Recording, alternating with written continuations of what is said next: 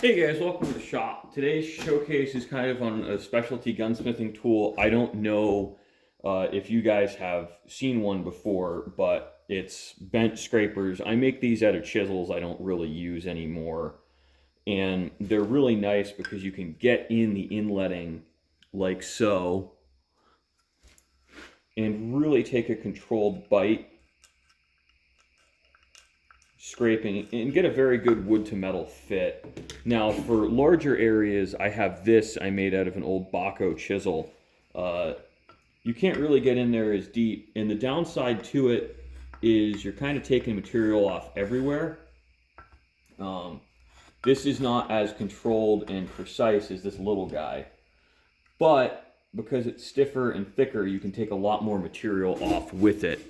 And these are nice because scrapers are really, really great, at least for inletting, because you can fit everything so closely.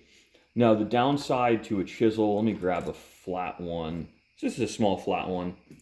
This one, you can't always control. These kind of follow the grain a little bit more. And what'll happen is you actually can see it here a little bit in the inletting where we have high and low spots. Now this works all right. What I'm probably going to do in here, this is from the grain actually, this isn't from the chisel, but you'll get the same kind of pattern when you try and use a chisel. I'm going to clean this up with a file just to square it up, because once this starts, it's really hard to get control of it. Now fortunately what I like to do with shotgun stocks, this is going on an old side-by-side, I like to actually epoxy bed them. One, for when you're not doing perfect inletting, it helps, frankly, hide your mistakes. But secondly, you really don't have a lot of surface area for recoil load here. So you really maximize your contact. Because what I can do is I can share the recoil load here, I can share some recoil load here, and I can share the recoil load over this whole surface, which I think is really pretty important to avoid splitting stocks, frankly.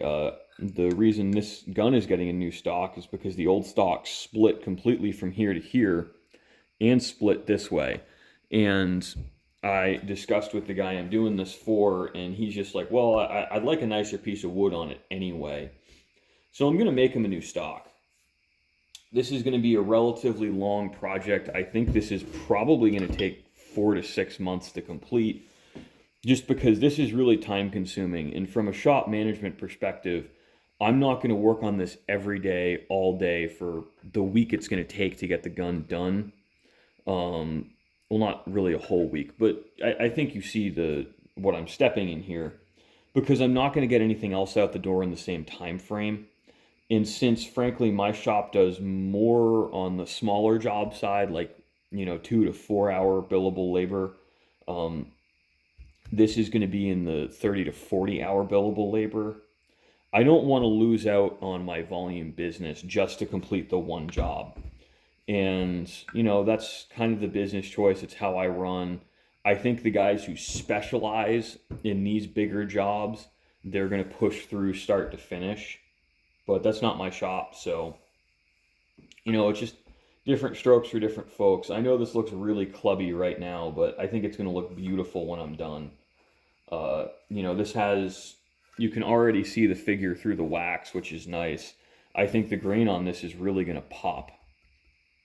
So thanks for watching, guys. I hope you enjoyed, and I hope this kind of gives you a wider view of the scope of work we do here. I know on YouTube I've really focused on the machining because it does fairly well with views, but we're going to branch out. We're going to see some other stuff and hopefully have some fun with it.